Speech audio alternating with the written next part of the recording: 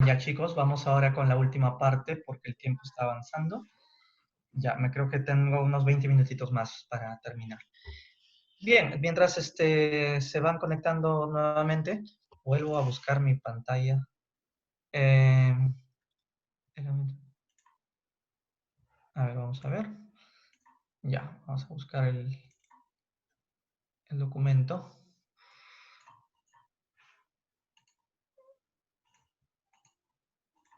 Ajá. ¿Cuál es?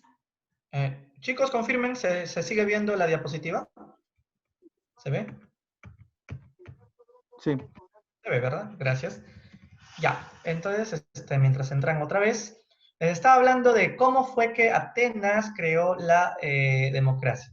Primero, recordemos otra vez que para que Atenas haya creado la democracia, tuvieron que pasar por varias etapas. Primero gobernaba la monarquía, pero luego gobernó la aristocracia, con Dracón.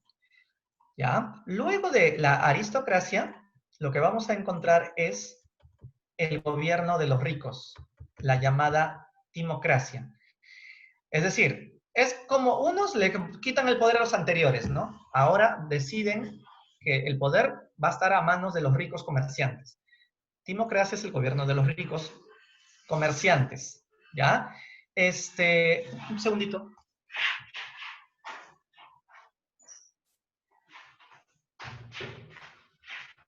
Ya, tenía que cerrar una llave. Ya, la timocracia es el gobierno de los ricos comerciantes. Y aquí destacó Solón. Es muy importante que conozcamos a Solón. Profesor, diga de una vez la importancia de Solón. Solón es considerado el que puso las bases de la democracia en Grecia. ¿Por qué? Porque él abolió la esclavitud por deudas. Él abolió la esclavitud por deudas. Eso es un poquito más democrático, ¿ah? A ver, ¿qué pasaría si tú le prestas un sol a tu amigo? Él te jura que te los va a pagar mañana y no te los paga nunca. ¿Tú qué le haces a tu amigo? Ah, pues por un sol, nada, pues no, ya no le hablaré nada más o le reclamaré y ahí queda. Pues en esa época griega, si no te pagaba tu deuda, tú tenías la obligación de volverlo tu esclavo. El que te debe plata se convertía en tu esclavo. ¿Qué hizo Solón al respecto? Abolió dicha esclavitud por deudas. Ah, mira, ve. Entonces, ¿por qué es interesante? ¿Por qué digo que esto es democrático? Compara nada más. ¿Qué pasaría si Martín Vizcarra, debido a los problemas que tenemos en estas épocas, dijera, ya, debido a la cuarentena, queda abolida todas las deudas que sus padres tienen con las tarjetas Ripley, tarjetas Haga Falabella? Entonces, viva Vizcarra, ¿no? Qué democrático. La democracia no es solamente que la mayoría elige. Democracia también está vinculado a la igualdad social. Y Solón lo que hizo al abolir la esclavitud por deudas era igualar a todos los griegos, prácticamente que sean iguales porque ya nadie tendrá deudas con nadie y nadie va a ser esclavo por esas deudas. Eso es lo interesante de Solón, ¿ya? Entonces, timocracia. Antes de la timocracia, para los que recién estaban entrando y se perdieron un poquito, primero teníamos a la monarquía, luego vino la aristocracia, luego vino la timocracia con Solón, que pone las bases, y luego viene la tiranía con Pisístrato. Profesor, la palabra tirano es una mala palabra, pero en este caso no, porque mira lo que hizo Pisístrato. Fue tirano para los ricos, le quitó sus tierras a los ricos y se las repartió a los pobres. Ah, ya, o sea, los ricos le dijeron tirano a Pisístrato, pero los pobres le dijeron, wow, Pisístrato, chévere contigo porque nos repartiste tierras. Pero lo malo de Pisístrato, ¿sabes cuál fue? Que él llega al poder a la fuerza, él no llega al poder por elecciones, él llega al poder de manera autoritaria y que tuvo respaldo del pueblo. Pero como esto no era muy bien visto, porque es como ahorita hacer un golpe de Estado, entonces después de la tiranía vendrá ya la mejor época, la democracia, que será justamente de Clístenes. Clístenes.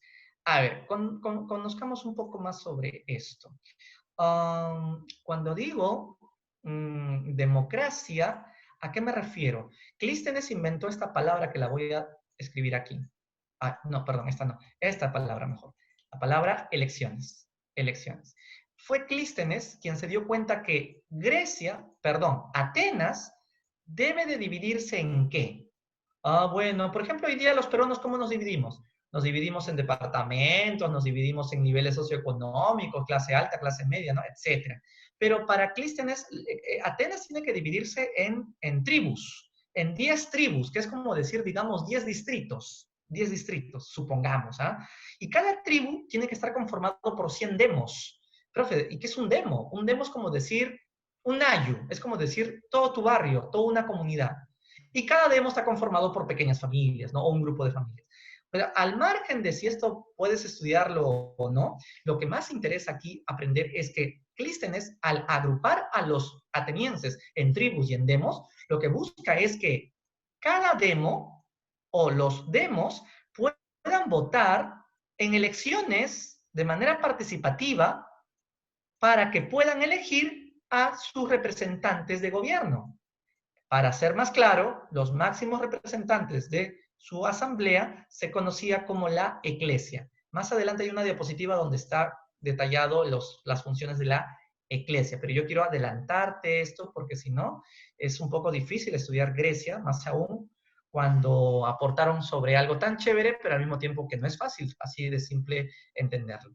La democracia llega con Clístenes cuando inventa esta palabra llamada elecciones, ¿sí? Para elegir a los que van a integrar la Asamblea Popular de Atenas llamada Eclesia, que más tarde se convierte en una palabra muy bonita, iglesia, donde todos se sienten iguales. En el caso del mundo católico, en la misa, todos somos iguales ante Dios. Aquí la iglesia, la asamblea de los iguales. ¿Ok? Muy bien, ahí está Clístenes entonces. Algo más de Clístenes. Él implanta o él crea el ostracismo. ¿Saben qué cosa es el ostracismo? Ahí lo dice. Hay que votar de Atenas a los que sean un peligro para la democracia. Por ejemplo, ¿por qué Antauro Humala no sale de la cárcel? ¿Por qué Antauro está en prisión? Porque Antauro es una amenaza para la democracia, ¿no? Porque él quiere que el Perú le haga la guerra a Chile, que volvamos al imperio de los incas, que la raza indígena domine el mundo, y entonces ya no estamos para esas cosas, ¿no? Estamos para ser más unidos que nunca debido a lo que está pasando ahora. Pero entonces, eso es lo que también crea Clístenes, el ostracismo para los que sean una amenaza a la democracia. Bueno, entonces, esto es la forma como Atenas creó la democracia. Y para los que quieren un resumen de todo lo que he dicho, vuelvo a repetir la palabra de mi amiga que te va a ayudar a repasar las etapas de la democracia ateniense. A ver, ayúdenme. ¿M de qué era? Primero Atenas tuvo Monarquía. monarquía. A de Aristocracia. aristocracia. Seguimos T de Tiranía. Democracia. primero fue timocracia, gobierno de los ricos. Recuerda Timocracia. a Solón. T de timocracia. Luego otra vez T de Tiranía. tiranía. Ahí te recuerdas a Pisístrato, el que le regaló tierras a los pobres, ¿no? Y finalmente D de democracia con Clístenes, el que ahorita te mencioné. Profesor, le sobró la L, ya pues la regalo, pues, la L. Ahí está, solo recuerda Matilde y sabrás toda la evolución de Atenas en la democracia. Bueno, un poquito sobre la política de Atenas, ahí gobernaba el arconte. Claro, cuando ya no había rey, gobernaba el arconte. Ahí está la bulé, que es como decir ahorita el Congreso, la que prepara las leyes, pero esta tercera es la que más quiero que aprendas, la eclesia. Acuérdate que hace un instante te lo escribía, eclesia, la asamblea popular, integrada por los ciudadanos de Atenas, que tienen como función aprobar o desaprobar las leyes que da la bulé. Aprueba o desaprueba. O sea, gente común y corriente, ¿no? Que han sido elegidos entre ellos para integrar la eclesia. A ver, vamos a poner un ejemplo simple. Digamos que todo tu barrio haga una reunión, toda la cuadra hace una reunión, y entre todos tus vecinos hay un heladero o digamos un panadero bacán. Y es uno de los más chéveres, carismáticos, les cae muy bien, es muy buena gente, hasta te fía el pan, yo qué sé. Y como ustedes tienen el derecho de elegir al representante de la eclesia, deciden elegirlo a él. Es como decir ahorita que el más chévere pata de tu cuadra que les cae bien, lo elijan en elecciones y mañana es un congresista. Entonces, eso, a ese nivel llega la democracia de Clístenes, ¿no?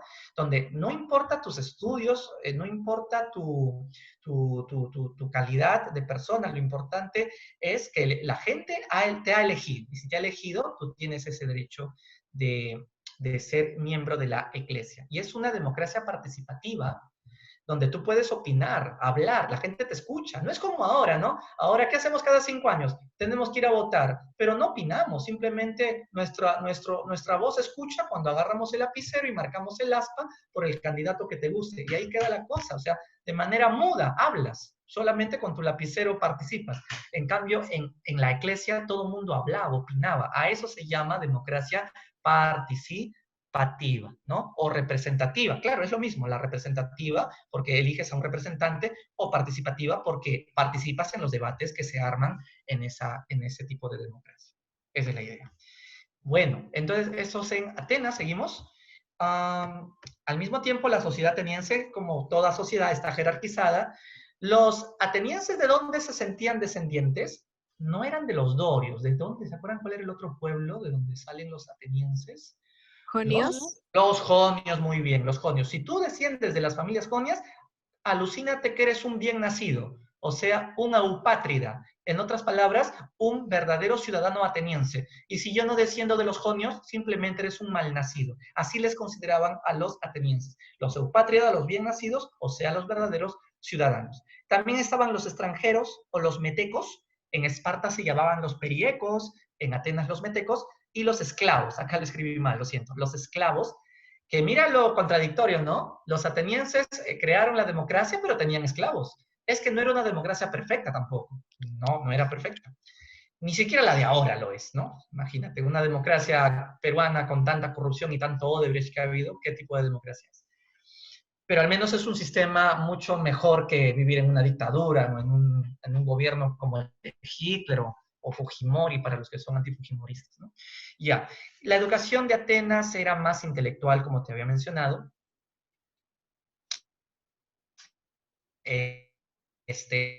Y aquí salieron los grandes sofistas, los filósofos. Esa era para pasar ahora sí a la tercera fase de Grecia, la llamada Grecia clásica, A ver, la primera era la Grecia de los primeros pobladores, la segunda era la Grecia arcaica del siglo VIII, y ahora ya estamos en la Grecia clásica, aquí estamos en el siglo V antes de Cristo. Aquí lo más interesante de esta época de Grecia es que se va a producir las guerras médicas. Es la época donde las polis alcanzan, como dice ahí, su máximo desarrollo y a la vez cuando se desatan las llamadas guerras médicas. No pienses que voy a detallar la guerra médica, en realidad eso lo puedes leer, ¿no? En tus libros o en tus compendios o no sé, pero lo digo más que todo por el tiempo. Ahora, si quieres te voy a contar una que otra cosita, pero aquí lo que más importa es las causas y las consecuencias de las guerras médicas, que es lo que suele venir en el examen. ¿Quién me dice por qué los griegos se tuvieron bronca con los medos persas? ¿Cuál era en todo caso la causa que originó dichas guerras? El expansionismo del Imperio Persa. Perdón, repítelo. El expansionismo del Imperio Persa. En parte sí, es excelente. El Imperio Persa lo vamos a dibujar, acá estaban las fronteras del Imperio Persa, aquí estaba el Imperio Persa, en lo que hoy es Turquía. Claro, los persas se originaron en Irán, pero se habían expandido hasta esta zona del Asia Menor, lo que hoy es Turquía, ¿no? Y los griegos son los que estamos viendo aquí. Entonces, el deseo de que los persas chanquen a los griegos es una causa, es verdad, el deseo expansionista del Imperio Persa, para que dominen el mundo, pero al mismo tiempo, ¿cuál sería la causa económica de que los griegos y los persas se disputaban el control marítimo de una zona de qué mar? El dominio del mar Egeo. El mar Egeo, no mar que es mar Mediterráneo, porque el mar Mediterráneo está abajo acá. Más que todo era por el control comercial del mar Egeo. Incluso por culpa de ese mar se produjo la guerra de Troya, ¿no? Claro que en literatura te dicen la mentira, ¿no? Que fue por el rapto de Helena y no, que no sé qué más pasó, y Menelao y no sé qué cosa.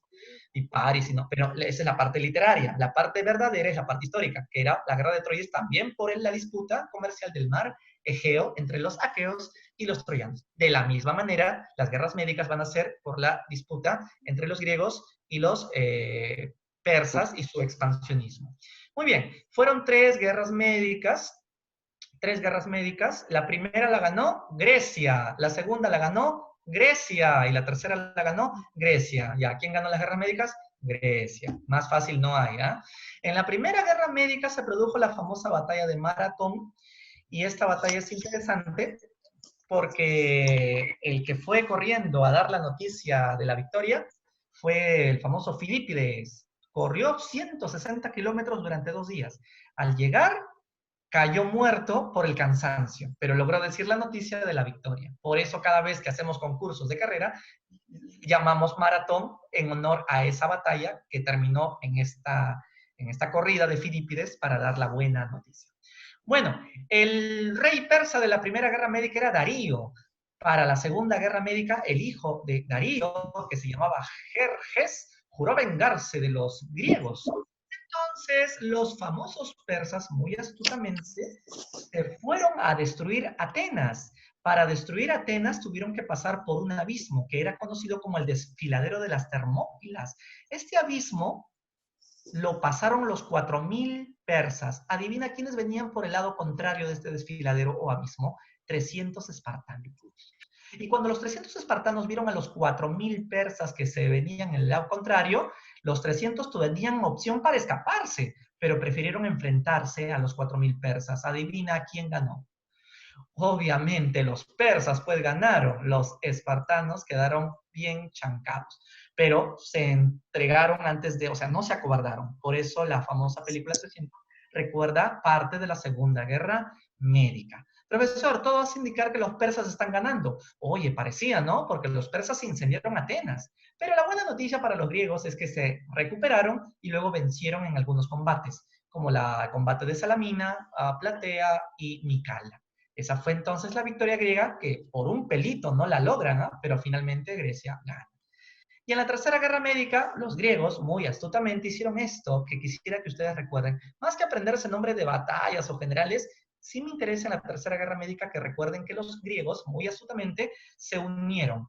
¿Recuerda en qué caso las polis sí se unen y olvidan sus diferencias? ¿En qué casos?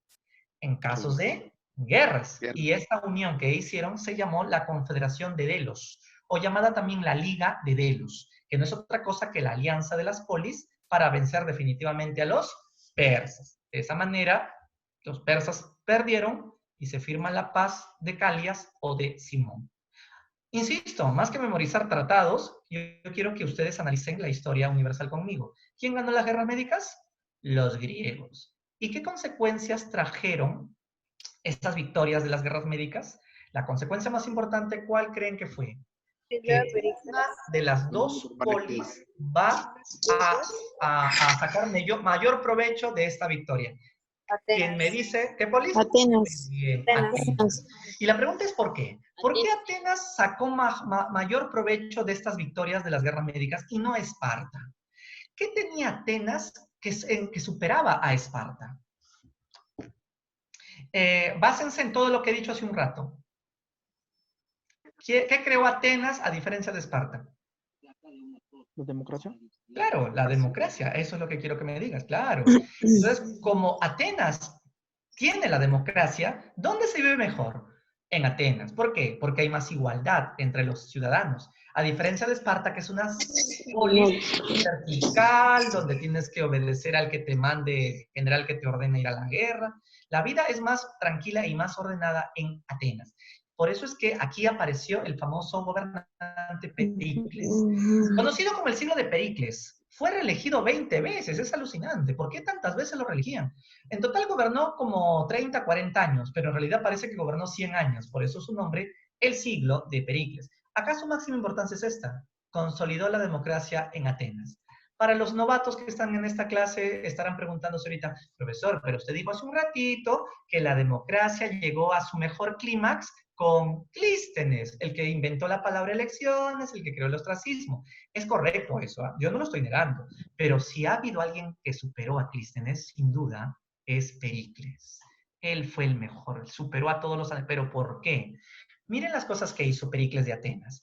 Una pregunta, ¿para qué el alcalde de tu distrito cobra impuestos? ¿Qué hace el alcalde con esos impuestos? Aparte de robar y todo lo que estás pensando. ¿Qué debería de hacer en todo caso el alcalde de tu barrio con los impuestos que cobra a tus papás? Debería de hacer obras públicas, por ejemplo, parques recreacionales o puentes peatonales, la clásica.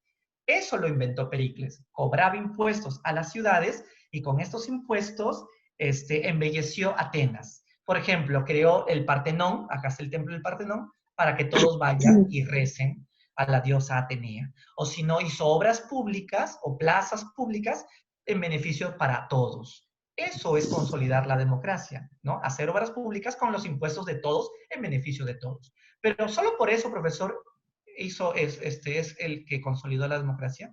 Pero aparte de eso, porque decidió que los sueldos sean igualitarios para todos. No importa que tú seas juez y el otro no sea juez. Todos van a ganar los mismos salarios. Tú dirás que no estás de acuerdo, ¿no? O sea, que un médico puede ganar lo mismo que un basurero, no me parece justo, profesor. Si alguno de ustedes está pensando así, entonces no eres un hombre griego. Eres un hombre que piensa en el individualismo material y en la competitividad. Ahora, lo que quiero decir con esto, en otras palabras, es que Pericles piensa que a más iguales los atenienses hay más democracia y más igualdad. ¿De acuerdo? Ahora, eso no significa que él friega a los ricos, no necesariamente, sino que él mantiene a los ricos, pero le da la oportunidad a los pobres que gobiernen. Por eso es que un griego común y corriente podía ser miembro de la justicia, podía ser un juez, podía ser un arconte. Entonces, es algo revolucionario. Imagínate que Pericles fuera presidente del Perú. ¿Qué crees que haría por el Perú? Imagínate, que tuviéramos como presidente un Pericles. Lo primero que haría sería anular todas las universidades particulares, porque cuestan muy caro. Eso no beneficia a los postulantes pobres. Ustedes van a San Marcos. ¿Y por qué no van a la Católica, a la de Lima? Porque no pueden pagar una privada todos. Entonces, lo que haría Pericles sería anular todas las universidades privadas y solo quedarse con 2 universidades, que ya sabes cuáles son, las únicas 2 mejores universidades nacionales que tiene el Perú, San Marcos y la UNI.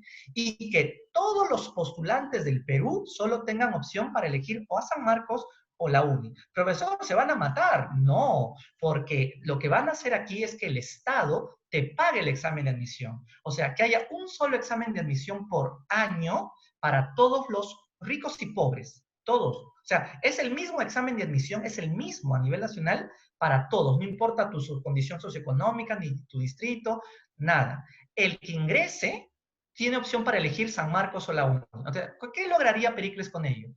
Con ello se lograría que un chico de clase pobre o baja esté en el mismo salón estudiando al lado de un chico que lo tiene todo, pero que recibe el mismo nivel educativo. ¿Por qué? Porque como los dos ingresaron y los dos entraron, eligieron a San Marcos, porque no había otra, o San Marcos o a la UNI, entonces ahí lo que vas a darte cuenta es que todos tienen las mismas oportunidades. Esto es muy democrático. Y entonces el pobre, ¿a quién le va a agradecer? Al Estado, porque es el Estado quien dio esa ley. Imagínate que el Estado le entregue becas a un chico sanmarquino para estudiar en Harvard. Entonces ese muchacho va a estar agradecido con su Estado, con su Pericles, con su gobierno. Y cuando Pericles te mande a la guerra, tú vas a ir con gusto, porque vas a defender esas leyes que el gobierno democrático te está brindando. Ahora nadie quiere ir a la guerra, es una tontería ir a la guerra, yo voy a ir a la guerra, aunque vaya el presidente. Claro, es que para ti el Estado no te está dando nada. ¿Tú por qué le tienes que dar algo al Estado? Entonces, si Pericles fuera peruano, haría esos actos revolucionarios. Esa es una gran diferencia entre la democracia griega y la democracia actual. ¿De acuerdo? Eso un poco para que puedan comparar por qué se le considera a Pericles el que consolida la democracia.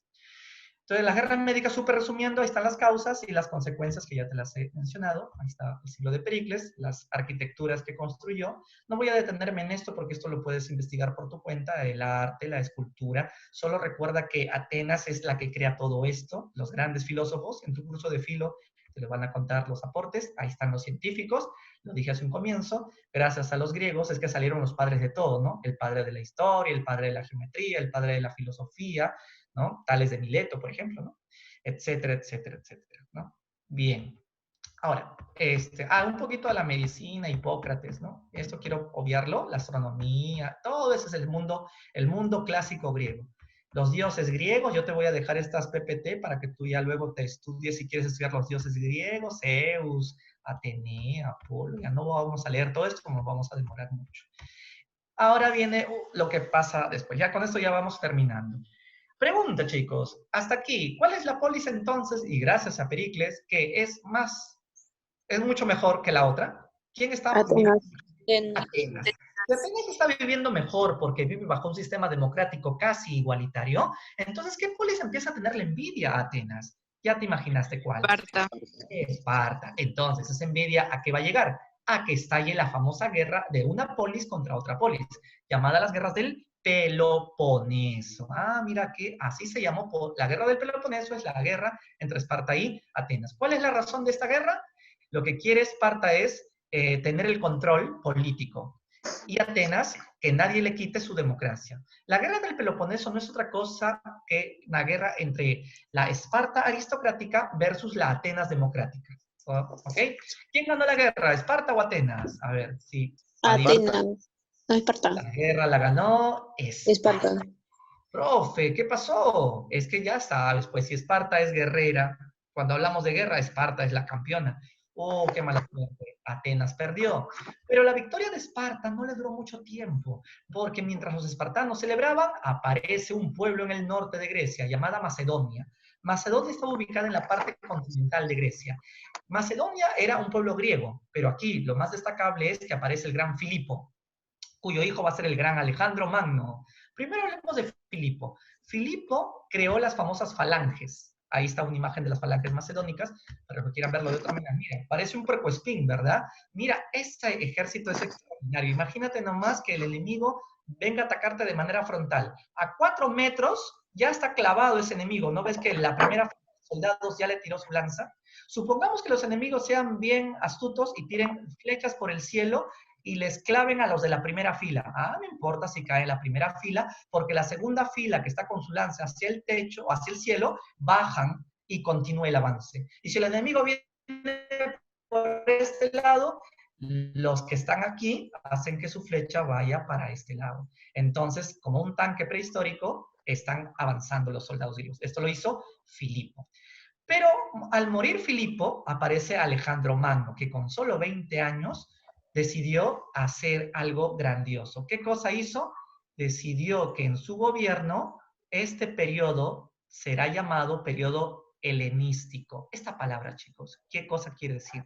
En la época de Alejandro Magno, Alejandro, mira, voy a imaginar cómo pensaba Alejandro Magno. Alejandro pensaba así: yo soy griego, por lo tanto soy de Occidente. Vuelvo a dibujar donde está el mapa de Grecia. Acá está Grecia. Si esto es Occidente, ¿dónde está Oriente? Oriente es todo esto, ¿verdad? ¿Qué integra Oriente? A ver, para los que quieran recordar, Oriente lo integra Mesopotamia, lo integra los persas, acá otra vez dibujo la zona de los persas, Egipto, Oriente también es aquí perdón, Mesopotamia está aquí, Mesopotamia, insisto, los persas están aquí, Palestina está aquí, la India está por acá, más allá. Entonces, eso es Oriente. Repito, el pensamiento helenístico de Alejandro Magno, ¿en qué consiste? Consiste en que lo que quiere Alejandro es unir Occidente con Oriente. ¿Cómo unirlo? Unirlo en el sentido de que ya no deben de haber más guerras, que todos debemos de ser una sola cultura griega. O sea, que todo esto sea Grecia. Ah, su profe, Alejandro Magno es muy ambicioso, sí, pero ¿con qué objetivo quiere Alejandro Magno que Grecia crezca todo esto? Con el objetivo de lograr la paz mundial. ¿Y cómo se logra la paz mundial? Simple. Alejandro saca su ejército, conquista, conquista, conquista. Profe, ya me confundí. ¿Cómo que se va a lograr la paz mundial conquistando y matando? Así se logra la paz mundial. Para Alejandro Magno sí, porque una vez que tú sometas a esos pueblos completamente, estos pueblos, ¿por qué no van a odiar a Alejandro Magno? ¿Sabes por qué no los van a odiar? Porque el astuto de Alejandro se va a casar con la esposa del rey vencido. Y además Alejandro Magno va a venerar los dioses de estos pueblos vencidos. Incluso Alejandro Magno va a fundar bibliotecas en los pueblos que acaba de aplastar o derrotar, como la famosa biblioteca de Egipto, que ustedes deben de haberla escuchado, la biblioteca de Alejandría, colocada en Egipto justamente porque lo que, insisto, una vez más lo digo, lo que busca Alejandro Magno al intentar el periodo helenístico es unir Occidente con Oriente a través de alianzas matrimoniales, a través de aceptación de los dioses de los vencidos y a través de la difusión de la cultura. Entonces, si antes la cultura griega era solamente Grecia, o sea, este pedacito nada más, o más chiquito, Atenas nada más era antes, Alejandro Magno quiere que la cultura griega sea todo este enorme tamaño, que todo esto sea Grecia, que incluya Mesopotamia, que incluya el mundo persa, que incluya Egipto, que incluya Palestina, hasta la India, pero con el objetivo de que todos seamos un mundo clásico griego unido y que se logre con ello la paz, respetando a los dioses de los vencidos, respetando a los reyes, porque va más a compartir las mujeres de Alejandro son entregadas y recibe las mujeres de los otros reyes, ¿no? Alejandro Magno caminaba por la calle y te saludaba, ¿no? Te decía chochera, ¿no? ¿Cómo estás? O sea, ni los incas, ¿ah? Los incas eran más así, ubícate, ¿no? Mantén tu distancia, pero no, Alejandro era diferente. Entonces, eso es la diferencia o lo maravilloso del periodo final o llamado el Imperio de Alejandro Magno. Muy bien. La malo de esta historia es que Alejandro se murió muy joven y al morir muy joven, el imperio macedónico, porque esto se llamaba el imperio macedónico, ¿por qué? Porque recuerda que salió todo desde Macedonia, ya no pudo mantenerse. Sin Alejandro, el imperio macedónico se partió en varios pedazos, se debilitó y eso generó la llegada de los romanos. Y con la invasión de Roma, la historia del mundo griego había terminado, ¿no? Uy, acá había puesto 2 preguntas para que puedan reflexionar ahí si ustedes desean, ¿no? Diferencia que encuentras entre la sociedad espartana y la sociedad ateniense. Este es fácil, ¿no? Y la otra, ¿cuál es la diferencia entre la democracia actual y la democracia de los griegos? Ahí un poquito porque recuerdes a Pericles, ¿no? Bueno, chicos, entonces esta es la historia de Grecia. Esto se los voy a compartir a los que quieran que les dé mi material por el WhatsApp. Voy a poner otra vez mi número el grupo de WhatsApp para los que no lo tengan y me quieran mandar un mensaje y yo les doy las PPT de toda la clase de hoy. Simplemente me mandas un mensaje y yo te uno al grupo y ahí estamos juntos. Ya tenemos 2 semanas que he enviado materiales e incluso recibo sus preguntas, sus consultas. Yo estoy contento de ayudarles, cosa que también me distrae un poco en el día para no estar aburrido aquí en la cuarentena. Hagan sus preguntas, mándenme sus preguntas con fotos. Yo contento de ayudarlos todos los días. ¿Ya? Bueno, chicos, ¿alguna pregunta? Ahora sí, 1 minuto para que me hagan preguntas, si es que hubieran preguntas. ¿Sobre Grecia o sobre historia del Perú?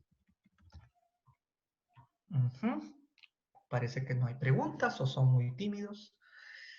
¿Ninguna? Entonces yo les puedo hacer preguntas finales tipo ping-pong, ¿ya? Me queda 1 minuto. Uy, 1 minuto, ya son las 8.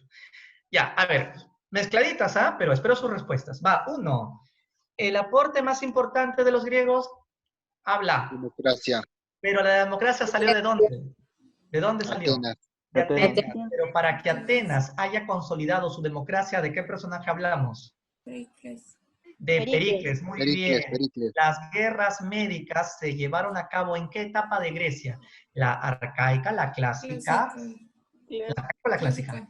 En la Grecia clásica se llevaron a cabo las guerras médicas. ¿Cómo se llamó el pueblo que creó Esparta? Dorios. Los dorios, muy bien. Máximo aporte de los Wari. El máximo aporte de los Wari. Urbanismo. De los Wari es su planificación urbana y que fueron el primer imperio. Bien. Dime 2 técnicas agrícolas que hicieron los Tiahuanaco para poder vencer el Guaruguaru o camellones. Guaruguaru, camellones y control vertical de los pisos. el control de pisos ecológicos. Podemos agregar una tercera, los andenes, ¿no? A ver, otra. ¿En qué cultura tuvo la supremacía en trabajos de metalurgia? Los campeones. Los Icayes. Pero luego vinieron los chinos, también fueron buenos en lo mismo. Dime entonces 3 culturas que han sido buenas en metalurgia. 3 culturas buenas en metalurgia. Los Icayes, los Chimú. Dime nada más que no le he mencionado hoy día, pero la clase pasada sí les conté. Te doy pista, señor de Zipán. Los chicas. Los chicas, que han sido muy buenos. No podemos excluir a los. Muy bien. A ver, creo que alguien me estaba preguntando algo. Profesor, ¿qué son las metrópolis? Las metrópolis son ciudades enormes, polis grandes, ¿no? Metrópolis es cuando las polis se hacen aliadas con otras polis, por ejemplo. ¿Cuál es la guerra entre Esparta versus Tebas? Ya, esa guerra no la he mencionado porque no es importante. Cuando hablé hace un rato de la guerra del Peloponeso fue entre Esparta y Atenas. A ver, ¿quién ganó? Esparta, ¿no? Pero ¿qué te dije luego? Que la victoria de Esparta no duró mucho, porque luego aparece Macedonia. Pero respondiendo a tu pregunta, antes de que Macedonia aparezca, hubo una pequeña guerra entre Esparta y Tebas. Luego de esta guerra ya se impone Macedonia, ahí recién, ¿ya? Tebas. Ya, bueno chicos, entonces eso es sobre un resumen ping-pong de las preguntas. Profesor, Sí, disculpe, ¿a quién lo mató a Alejandro? Eso es un misterio. Hasta ahora no sabemos cómo murió Alejandro Magno. Hay una teoría que dicen que le picó un zancudo y le dio paludismo. Otros dicen que una viejita le tiró un ladrillo desde el techo cuando pasaba por ahí. Otros dicen que murió de sífilis porque como él tenía 2000 mujeres, una de ellas le contagió una enfermedad. Otros dicen que murió borracho porque él se tomó un tonel de vino y le dio un paro cardíaco. Toda una semana celebrando con sus generales. Cuando murió, exprimían su cuerpo, puro alcohol salía nomás. En realidad no sabemos, todos son teorías, ¿ya? Pero sí que murió joven, eso sí. Bien, chicos, sin más que decirles, me despido y si les voy a mandar a los que tengan el WhatsApp, todo el material hay. Y los que no lo tengan, me agregan o se piden entre sus amigos el número que ya lo tienen, si ya lo tienen, para compartir con ustedes.